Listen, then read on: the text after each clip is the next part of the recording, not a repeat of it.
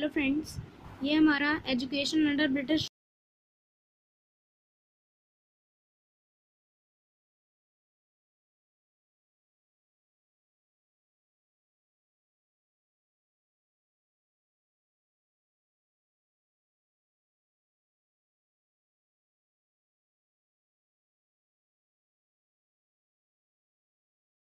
लाख मतलब 1 लाख रुपीज़ का फंड दिया गया और बोला गया कि इंग्लिश एजुकेशन को इंडिया में स्प्रेड करने के लिए हमें एनुअली 1 लाख रुपए ही मिलेंगे। तो एनुअली मतलब हर साल में, एक साल में इंडिया में इंग्लिश एजुकेशन को स्प्रेड करने के लिए 1 लाख रुपए मिले।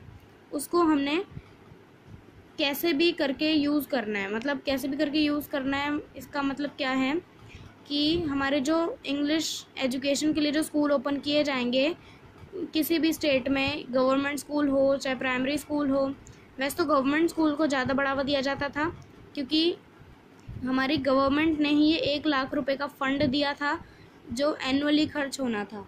ठीक है, अब हम पढ़ेंगे एंग्लिसिस्ट और ओरिएंटलिस्ट के बारे में। एंग्लिसिस्ट और ओरिएंटलिस्ट क्या होता है? देखो, जो हमारे एंग्लिसिस्ट थे ना और ओरिएंटलिस्ट थे, ये दोनों अपने अपने विचारों को रख रहे थे और इन दोनों के विचार एकदम अपोजिट थे।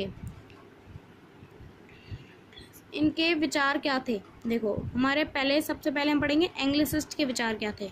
एंग्लिसिस्ट हमारे वो थे जो इंग्लिश लैंग्वेज को बढ़ावा दे रहे थे, जो बोल रहे थे केवल इंग्लिश लैंग्वेज ही हमारी इंडिया में होनी चाहिए। और जो ओरिएंटलिस्ट थे वो बोल रहे थे कि ओरिएंटल लैंग्वेज होनी चाहिए।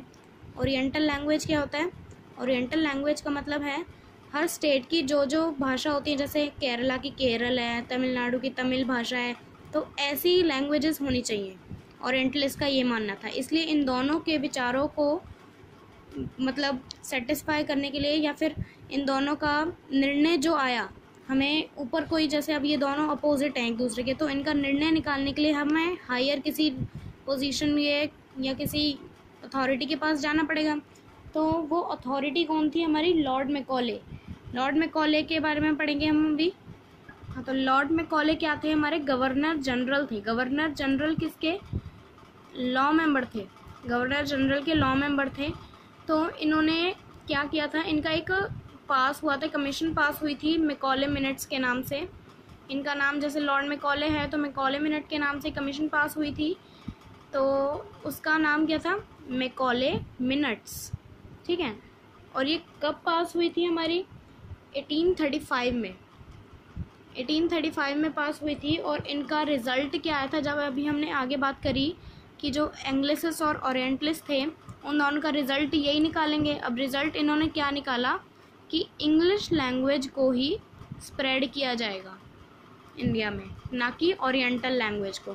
ठीक है, अब इन्होंने ये चाहते थे, इनका इरादा ये था कि पूरी इंडियन क्लास में मतलब ये जो लॉर्ड मैकॉले थे, इनका इंडिया की तरफ बुरे विचार थे। इंडिया को ये बुरी नज़र से देखते थे और ये सोचते थे कि जो हमारा इंडिया है वो अनसिविलाइज्ड कंट्री है। अनसिविलाइज्ड मतलब सभ्य नहीं है, और ये सभ्य किया जाएगा किसके द्वारा? इंग्लिश एजुकेशन के द्वारा। तो इनका विचार ये था, इनका मानना ये था कि हमारे इंडिया में इंग्लिश लैंग्वेज आएगी और वो इंग्लिश लैंग्वेज हर इंडियन के टेस्ट में, ओपिनियन में, इंटेलेक्ट में, हर चीज़ में इंग्लिश ही होगी। मतलब जैसे बोलते हैं ना, रग रग में ये है, तो वो ही बात है इसमें कि हर चीज़ में इंग्लिश होगी। उनका मानना ये था। अब नेक्स्ट बात आती है हमारी ऑफिशियल अनाउंसमेंट ऑफ 1844। 1844 की जो ऑफिशियल अनाउंसमेंट थी वो क्या थी? जो दूसरा स्टेप था डायरेक्शन ऑफ ऑफिशियल अनाउंसमेंट की तरफ, वो एक प्रावधान निकाला गया पब्लिक एम्प्लॉयमेंट के लिए।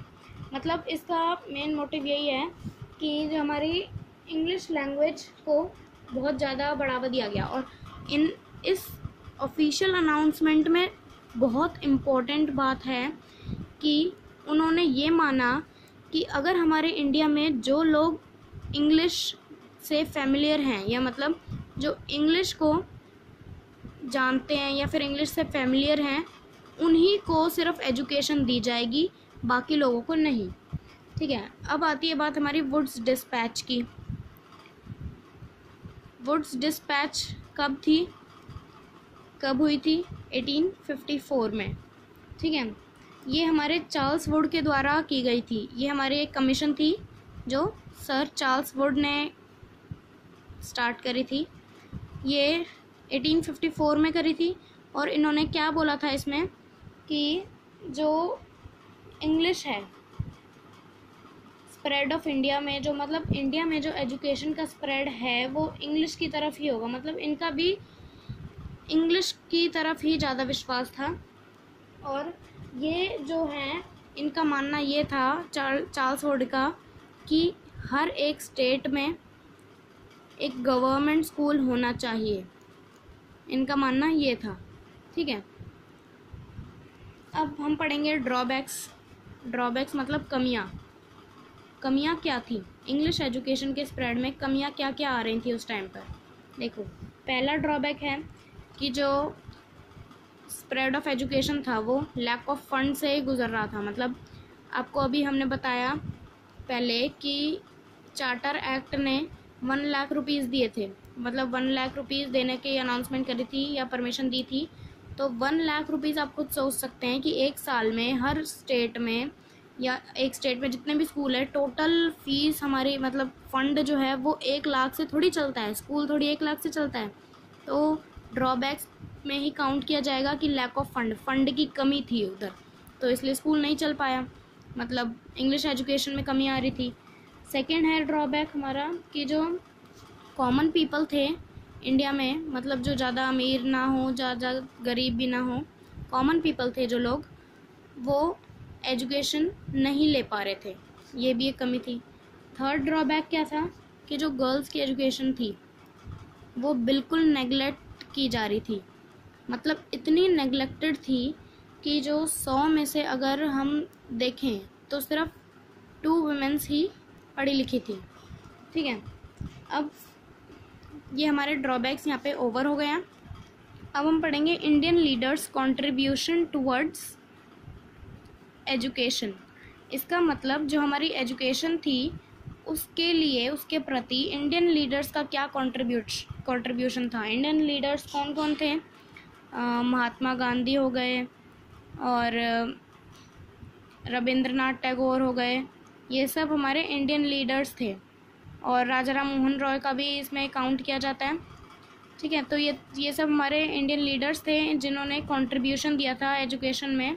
अब कैसे कैसे किया इन्होंने सब कुछ कंट्रीब्यूट, कैसे कैसे दिया, अब हम उसके बारे में पढ़ेंगे। सबसे पहले तो हम ये पढ़ रहे हैं कि जो एक आपको ये बताया जा रहा है कि जब हमारे इंग्लिश एजुकेशन का स्प्रेड होने लगा तो स्टार्टिंग के सालों में, मतलब 20th सेंचुरी में, 20वीं सदी में विद्यापीठ खोले गए। विद्यापीठ को हम स्कूल्स कहते हैं। स्कूल्स खोले गए बनारस और अहमदाबाद में। विद्यापीठ बनारस और अहमदाबाद में स्कूल खोले गए। ठीक है, तो और एक हमारा जामिया मिलिया इस्लामिया स्कूल भी खोला गया। वो कहाँ पर था? जामिया मिलिया इस्लामिया एक अलीगढ़ में था। और उसके बाद थोड़े दिनों बाद ही या थोड़े टाइम बाद वो दिल्ली शिफ्ट कर दिया गया। तो विद्यापीठ, अभी मैंने बताया आपको, विद्यापीठ कहाँ खोले गए थे? बनारस में और अहमदाबाद में। ठीक है, अब हम रविंद्रनाथ टैगोर के बारे में पढ़ेंगे। देखो, रविंद्रनाथ टैगोर जो थे वो क्या था उनका कंट्रीब्यूशन। जब ये छोटे थे रविंद्रनाथ टैगोर, इनका मानना ये था, इनको स्कूल जाना पहली बात तो पसंद नहीं था। और अगर ये स्कूल जाते भी तो इनका मानना ये था कि जो चाइल्ड की क्रिएटिव लर्निंग है उसे ज़्यादा बढ़ावा देना चाहिए। और जब ये बड़े हुए, जैसे जैसे बड़े हुए, उनका ये एक विचार आया कि जब मैं मतलब एक स्टैंड पर्सन बन जाऊंगा तब मैं एक स्कूल खोलूंगा और उस स्कूल में क्रिएटिव लर्निंग को ज़्यादा बढ़ावा दिया जाएगा। ठीक है, अब महात्मा गांधी के बारे में पढ़ेंगे। महात्मा गांधी हमारे इंडियन एजुकेशन में इंग्लिश को ज़्यादा बढ़ावा नहीं दे रहे थे। वो बोल रहे थे कि इंडिया है, हमारी मातृभाषा ही, राष्ट्रभाषा ही इसमें होनी चाहिए, इंडियन लैंग्वेज का ही स्प्रेड होना चाहिए। तो महात्मा गांधी ने एक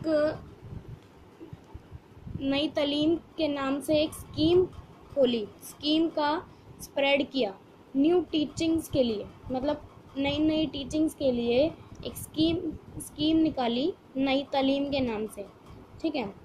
अब जो हमारे रविंद्रनाथ टैगोर थे, रविंद्रनाथ टैगोर ने एक वो खोला था शांति निकेतन, विश्व भारती यूनिवर्सिटी खोली थी, जिसका नाम क्या था, शांति निकेतन। शांति निकेतन के नाम से ही आपको पता चल रहा है जहाँ पे शांति का निवास हो, शांति निकेतन। ठीक है। तो अब हमारा चैप्टर ख़त्म होता है। कंक्लूजन में हम यही पढ़ेंगे कि हमारे जो ब्रिटिशर्स थे उन्होंने इंग्लिश लैंग्वेज को बढ़ावा दिया और महात्मा गांधी जैसे लीडर्स ने इनको अपोज किया। तो यहाँ पे हमारा चैप्टर ख़त्म होता है। मिलते हैं हम नेक्स्ट वीडियो में। अगर आपको वीडियो मेरे पसंद आए तो please subscribe my channel and like this video. Thank you.